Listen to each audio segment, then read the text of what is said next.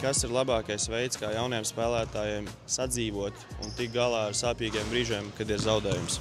Atbalstīt, protams, atbalstīt, ja, un neļaut tām negatīvām emocijām, kas ir pārņemt to pašu cilvēku, ja, bet tikai tuvākie cilvēki, kas ir blakams, ja tie vissvarīgākie, kas ir atbalsta, kas visu izstāsta un palīdz. Ja. Kā uzvesties zaudējuma brīdī? Nekā